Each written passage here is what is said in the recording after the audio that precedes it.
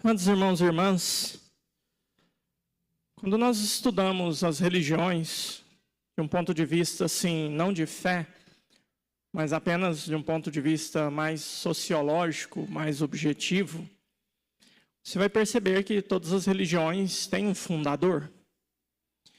Existem alguns estudiosos das religiões que vão querer colocar o cristianismo, que é a nossa religião, a nossa fé, no mesmo patamar de outras religiões, estabelecendo então um paralelo entre o fundador da nossa fé, Jesus Cristo, com outros fundadores, né?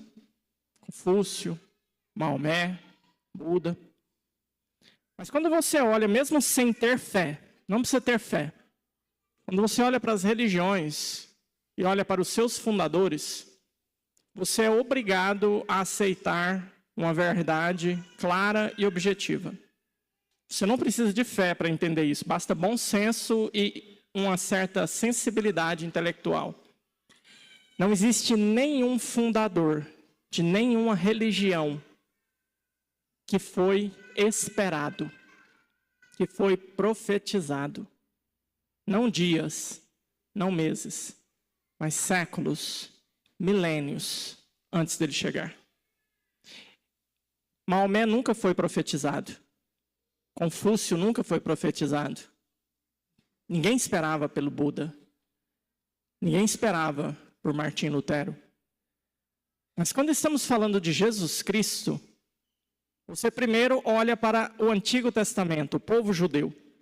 E você vê que o povo judeu, séculos antes de Cristo, tinha uma série de profecias que versavam sobre a vinda de um Messias, um ungido, um enviado de Deus, que faria a diferença naquele povo. Você vê profecias como a de Isaías, que a gente vai escutar agora, daqui a um pouco de tempo, quando chegar o advento, né? Eis que uma virgem conceberá e dará à luz um filho, né? E ele será Emanuel, Deus conosco. Então, quando você ouve profecias como a de Zacarias, como Miqueias, Sofonias, então são profecias que estão falando de alguém que vai chegar. Estamos esperando esse alguém chegar. Só que o mais fantástico do cristianismo é que Jesus não foi profetizado só no judaísmo. Jesus foi profetizado em nações distantes, que não tinha nada a ver com o povo judeu. Existem relatos na cultura chinesa de a espera de alguém que viria aos moldes como Jesus veio. Existem relatos nos filósofos, nos escritores latinos, que só podem ser compreendidos quando você olha para a figura de Jesus Cristo e diz, é dele que eles estavam falando. É sobre ele que eles estavam escrevendo. Então, isso dá a nós, cristãos, uma exclusividade que ninguém precisa ter fé para aceitar isso. Basta uma certa honestidade intelectual e verificar que na história da humanidade, não só do povo judeu, havia uma espera. O mundo esperava pela chegada de alguém. Só que agora, quando nós focamos no povo judeu e nas profecias do Antigo Testamento, a gente vê que as profecias do Antigo Testamento, elas falavam sobre a vinda de um Messias, mas de duas formas, não de uma única forma. E por isso que para o povo judeu foi meio difícil reconhecer Jesus como Messias. Porque haviam profecias que falavam sobre a vinda de um Messias aos moldes do que vamos celebrar daqui a alguns dias no Natal. Eis que uma virgem conceberá e dará à luz um filho, ele será Emanuel. Então estamos vendo um menino nascendo. Mas a maioria das profecias versavam sobre um Messias poderoso que viria. E viria para colocar ordem na casa. Viria para estabelecer um julgamento, uma divisão. Separaria os bons dos maus. Julgaria e daria a recompensa aos bons e a punição aos maus. Então, dentro do Antigo Testamento, a gente vai navegando e vai percebendo que existe esse jogo dessas profecias. É claro que para nós cristãos hoje é muito simples, a gente não tem dificuldade nenhuma de entender. Tem profecias que falam sobre a primeira vinda de Jesus e tem profecias que falam sobre a segunda vinda de Jesus. Mas quando ainda não tinha tido nenhuma das duas, o pessoal, mas como é que é isso? Como é que vai ser? O que vai ser, né? Ok, então, fato, Jesus é o Messias esperado. Mas quando Jesus vem, ele se depara com uma negação do seu próprio povo. principalmente aqueles que conheciam as Escrituras, que conheciam as profecias, eles olhavam para Jesus e diziam: não pode ser ele, tem alguma coisa errada, não é ele o Messias. E aqui a gente vê um drama que depois desembocou na nossa própria conversão dos pagãos, né? Jesus era o Messias esperado, mas ele veio de forma inesperada. Eles não esperavam aquele Messias daquele jeito. Qual era a expectativa messiânica clássica do povo judeu, os entendidos, os estudados nas Sagradas Escrituras? O povo judeu foi escolhido por Deus, e desse povo sairia o Messias. E eles tinham a convicção de que eles eram bons, e por isso tinham sido escolhidos. E tinham a convicção de que eles eram capazes de ser bons pelas suas próprias forças. E tinham a convicção de que, sendo bons e acertando, já que eles tinham a lei de Moisés, né? Deus deu a eles a lei através de Moisés. Então, cumprindo a lei, cumprindo os mandamentos, sendo fiéis à lei, nós vamos estar acelerando a vinda desse Messias. Porque hora que ele olhar para nós e ver o quanto nós somos bons, o quanto a gente acertou, o quanto a gente é top, então ele vai ter que vir. E vai vir fazer o quê? Bater palma para a gente. Ele vai vir aplaudir o quanto somos bons, o quanto somos fantásticos e o quanto o resto do mundo é um lixo. Então ele vai nos exaltar porque somos muito bons e vai passar o rodo no resto. Essa era a expectativa messiânica. Por isso que um judeu, ele tinha horror, ele tinha ojeriza de todo e qualquer pecador público. Porque o pecador que fazia do pecado um projeto de vida e não queria cumprir a lei era um atraso. Ele estava impedindo a vinda do Messias, estava atrasando. Então, por isso que eles eram olhados com tanto desprezo. Não é porque eles amavam a Deus, assim, nossa, Deus está sendo ofendido. Não, não, porque está empacando o processo. Por isso que tinha tanta gente que morria na pedrada naquela época, porque o pecador tinha que ser eliminado para poder acelerar a vinda logo do Messias. A adúltera que foi apresentada para Jesus, pegamos essa mulher em adultério, pode matar na pedrada? Vamos matar? Então, é tudo resolvido na pedrada. Então, o pecador público ele tinha que ser eliminado. Porque ele era um entrave que impedia a vinda do Messias. Agora, se é assim, e se o povo judeu estava tão convicto de que eram bons, e de que eles estavam acertando, de repente chega Jesus. Jesus olha para os judeus que estão andando na linha, cumprindo a lei, e parece que vira o rosto, e deixa eles de lado, e começa a olhar para um povo que não cumpria a lei como deveria. Parece que Jesus ele ficou encantado, não com o acerto desses, mas com a queda desses. E parece que Jesus veio e se encantou com os pecadores e começou a se entreter com eles. Começou a fazer jantares lá com Mateus, os ladrões, os cobradores de impostos, e Zaqueu, e a pecadora, e a outra, não sei o que, coisa e tal. Então esse pessoal que estava na lei, andando na linha, olhou e falou, não pode ser ele. Se fosse ele o Messias, ele ia bater palmo para a gente e passar fogo nisso aqui. Agora o cara está aqui entretido, rolando sentimento, anda para lá, veja os lírios do campo e coisa e tal. Não, não pode ser ele. Só que agora aqui, amados irmãos e irmãs, a gente precisa ver o olhar de Cristo e não o olhar daquele povo. Aquele povo achava que eles estavam certos e eram bons o suficientes. E que eles mereciam o aplauso de Deus. E o resto era um bando de pecador imprestável, que merecia os quintos dos infernos. Jesus não fez uma separação quando ele veio aqui. Jesus não criou uma cisão. Esses são os justos e esses os injustos. Eu vou cuidar desses aqui porque está mais machucadinho, tadinho, vou cuidar desses. Não, não foi isso que Jesus fez. Essa foi a separação aos olhos dos judeus. Jesus não fez nenhuma separação. Jesus se revelou, se mostrou. E ao se mostrar, ele se revelou para quem? Para os pecadores. Para todos os pecadores. Só que diante da revelação de Cristo, dois tipos de pecadores reagiram de forma absolutamente adversa.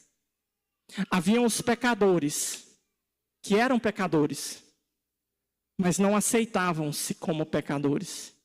E achavam que não necessitavam de um Salvador. E por isso não precisavam desse Salvador. E haviam outros pecadores que sabiam que eram pecadores e que eram necessitados da salvação e abraçaram Cristo com todas as forças. Então Jesus não separa os judeus em dois grupos, de justos e injustos. Por quê? Porque não haviam justos. Havia uma justa, Maria Santíssima. O resto era tudo pecador. E Jesus então vem com uma proposta. A proposta de que eles reconhecessem: nós precisamos de ti. Nós precisamos da sua salvação. Nós precisamos que o Senhor exerça um reinado sobre nós. Jesus vem então para ser rei. Mas para ser rei, o que era necessário? Era necessário que aqueles que estavam diante dele reconhecessem que não eram bons assim quanto achavam. E que era necessário então que o coração deles fosse destronado da própria soberba para dar espaço para Cristo reinar. Tem um capítulo no Evangelho de São Lucas, capítulo 19. Quem participa das missas no meio de semana ouviu esse evangelho essa semana. Jesus conta uma parábola, gente, é uma das parábolas mais macabras que tem no Evangelho. Então, assim, eu acho triste porque ela não aparece, assim, nos domingos, assim. Eu acho que ela só aparece nesse meio de semana, assim, nessa semaninha, assim, e aparece quase como um espírro. Pronto, quem não veio na missa perdeu. Mas não, você não vai perder. Eu vou te falar agora como é que foi o negócio. Ela é contada por Mateus de outra forma mais simpática e tal. Parábola dos talentos. A um deu 5, a outro deu 3, a outro deu 2 e tal. Multiplicou 10, 6, 4. Mas São Lucas, ele narra essa parábola de uma forma muito doida. Ele começa dizendo: um rei, antes de partir para uma terra distante, distribuiu os talentos para uns. E ele saiu para uma terra distante. E aqueles de onde ele era rei disseram: não queremos que ele reine sobre nós. Mas o rei foi coroado e voltou. Quando ele voltou, até aqui parece que está igualzinho a outra parábola, né? Pegou o que tinha ganhado 100 mil, deu mais 10 cidades. Pegou o outro que tinha ganhado mais 100 mil, deu mais tanto. Foi dando cidade para a galera, tudo e tal, todo mundo feliz. Só que aí a parábola acaba de uma forma muito estranha. O rei diz: traz agora aqui aqueles que não queriam que eu reinasse sobre eles. Traz aqui. E mata todos na minha frente. Nossa! A gente está acostumado com esse Jesus assim fofinho, não é? Cor de rosa, quase um unicórnio, né? Pegar assim, mas esse Jesus, essa parábola é tremendo. Traga aqueles que disseram que não queria que eu reinasse sobre eles. Traga-os aqui agora e mata todos na minha frente. Então, o que essa parábola está revelando para nós? Que as nossas escolhas não vão ser indiferentes. Não adianta a gente achar que vai dar tudo certo no final e que até o capeta vai converter. Não vai. Então, celebrar o Cristo Rei que nós estamos celebrando hoje, amados irmãos e irmãs, é celebrar um rei que veio e se revelou para nós. Mostrou-se para nós. E diante da sua revelação, ele espera de nós o quê? Uma resposta. E só tem duas posturas diante dele. Não existem três. É sim ou não.